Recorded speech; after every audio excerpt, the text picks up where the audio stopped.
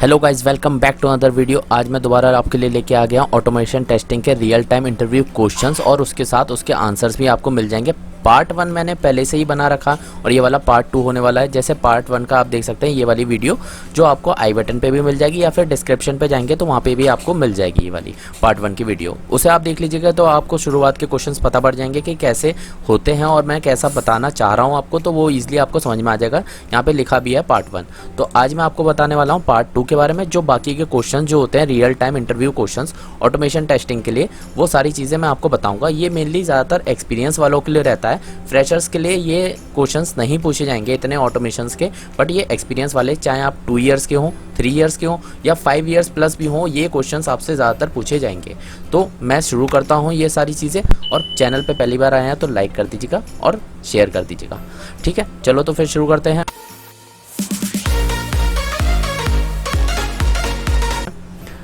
शुरू कर देते हैं इसे फुल स्क्रीन पे लेके। अब शुरू करते हैं, चलो ठीक है। पार्ट 2 11th वाला क्वेश्चन। 10 तक मैं आपको पार्ट 1 में बता चुका हूँ। 11th वाला, what do you mean by wrapper class and how will you do data conversion. Wrapper class क्या होती है? रैपर क्लास सेलेनियम पे एक क्लास होती है जिसके थ्रू हम चेंज कर सकते हैं अपना किसी भी प्रिमिटिव को ऑब्जेक्ट के थ्रू, ऑब्जेक्ट में बदल सकते हैं या फिर ऑब्जेक्ट को प्रिमिटिव में बदल सकते हैं। मतलब कन्वर्जन करने के काम आ जाता है, डाटा कन्वर्जन के। यहाँ पे आप लिखा भी है, wrapper class in Java are used for the data conversion. Data के कन्वर्जन, जैसे कोई इंट का हो तो स्ट्रिंग में कन्वर्ट करना है, ज़्यादातर हमें ज़रूरत पड़ जाती है। कभी कभार हमें स्ट्रिंग में वैल्यू आई है, उस वैल्यू को हमें इंटीजर में करना है तो हम पार्स कर सकते हैं उसको, तो उसे हम कहते हैं रैपर क्लास के थ्रू हम पार्स करते हैं। और कैसे करते हैं उसका एग्जाम्पल भी मैं लेके बताऊंगा। जैसे यहाँ पे इन data conversion if user want to convert int to string, अगर उसे इंटीजर से स्ट्रिंग में करना है, स्ट्रिंग से इंट में करना है या फिर बूलन में करना है, डबल में करना है, उसे हम यूज़ करते हैं रैपर क्लास की हेल्प से। रैपर क्लास कैसे दिखते हैं? मेनली कैपिटल लेटर्स में ये वाले रैपर्स क्लास होते हैं, जैसे डबल्स का डबल और इंटीजर का ये आई कैपिटल में आएगा। तो ये वाली चीज़ जो होती है रैपर क्लास में होती है। जैसे कैर है तो कैर का रैपर क्लास होगा कैरेक्टर होगा। ठीक है, कैर मत लिखिएगा, कैर आता है हमारा प्रिमिटिव में और उसका जो फुल फॉर्म रहेगा रैपर क्लास में वो होगा कैरेक्टर। ऐसे ही डबल का डी कैपिटल में आके डबल रैपर क्लास में आएगा।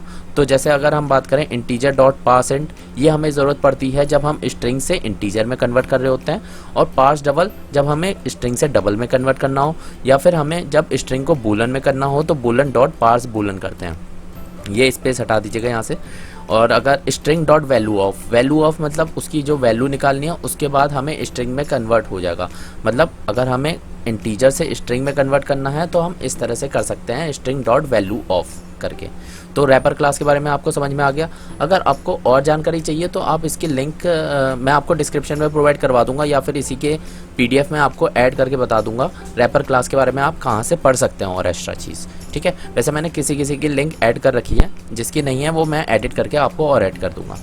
अब सेकेंड क्वेश्चन आ जाता है, can you convert string A equal to 110 A in integer. जैसे मैंने अभी आपको रैपर क्लास में बताया कि रैपर क्लास में स्ट्रिंग से हम इंटीजर कन्वर्ट कर सकते हैं, तो उसी के थ्रू एक क्वेश्चन पूछ लिया गया कि a इक्वल टू, अगर हमें स्ट्रिंग दे रखा हो 110 a, तो इसे आप इंटीजर में कर पाएंगे या नहीं? सोचिए, क्या आपको पता है इसका आंसर? ठीक है, तो फिर आंसर देख लेते हैं। No, we got number format exception, क्योंकि हमें यहाँ पे नंबर फॉर्मेट एक्सेप्शन आएगा, क्योंकि यहाँ पे नंबर भी है, इंटीजर भी, और साथ में कैरेक्टर्स भी है। तो हम डायरेक्ट इसे इंटीजर में कन्वर्ट नहीं कर सकते while converting the above string. String को अगर हम इंटीजर में, अगर ये 110 होता तो इजिली कन्वर्ट हो जाता, बट उसके साथ ए लगा हुआ है तो इसलिए एक्सेप्शन आएगी, नंबर फॉर्मेट एक्सेप्शंस। नेक्स्ट वाला देख लेते हैं, 13 वाला, what do you mean bye call by value and call by reference in जावा।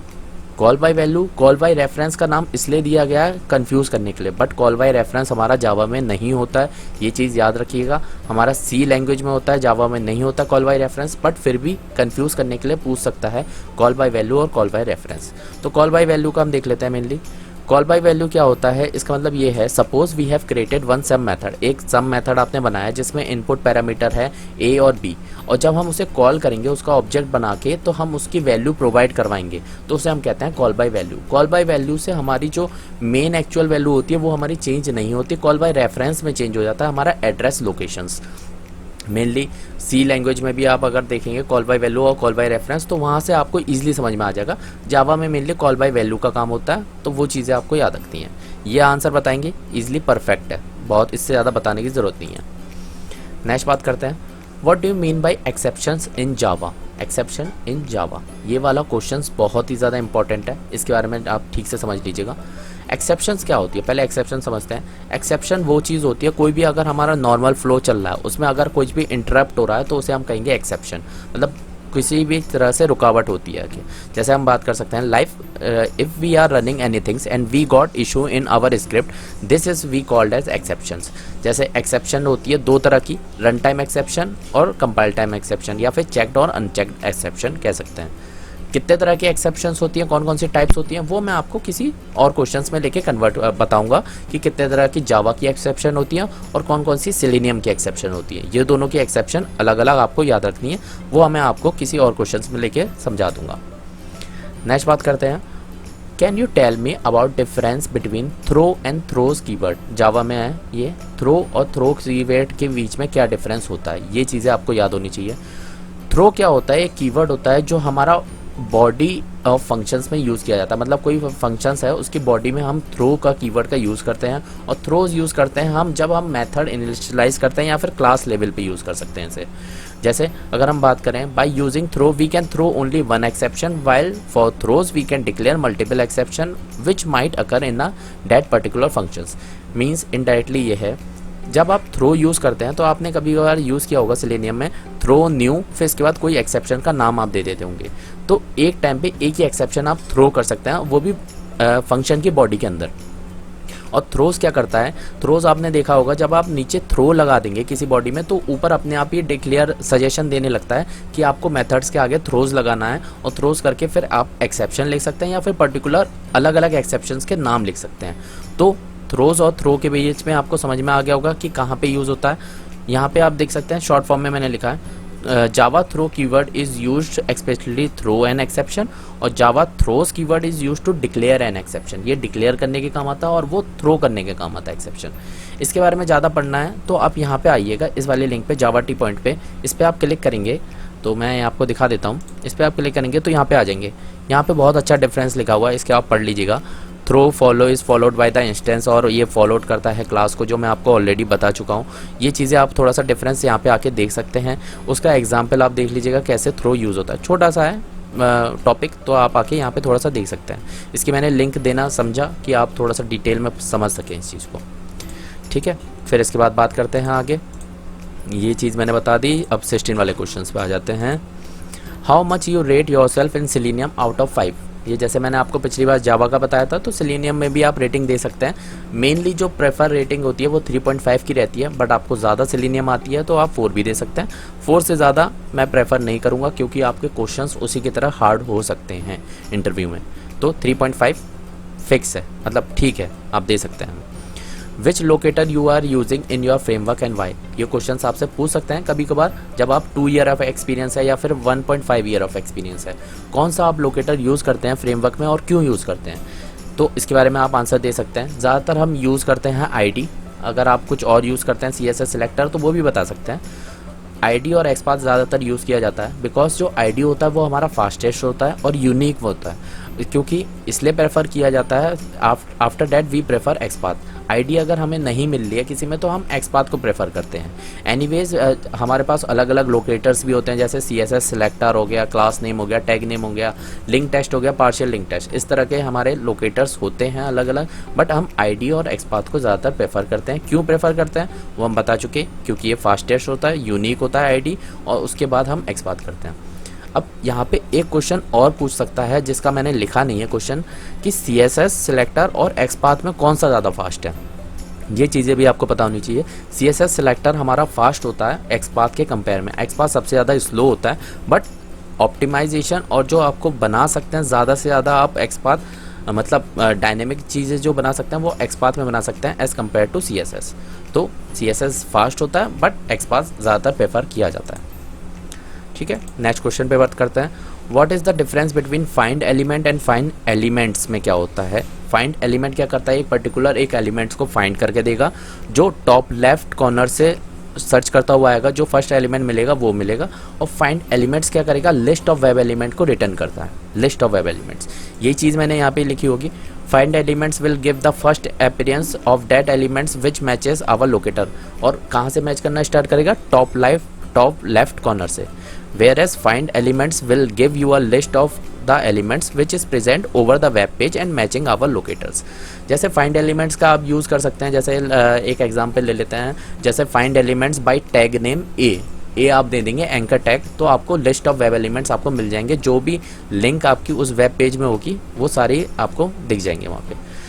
इसके बाद बात कर लेते हैं, इसका थोड़ा सा इनहांस वर्जन देख लेते हैं कि अगर आपको एलिमेंट नहीं मिला फाइंड एलिमेंट के थ्रू तो आपको एक एक्सेप्शन दिखती है जो नो सच एलिमेंट एक्सेप्शन रहेगी, ठीक है।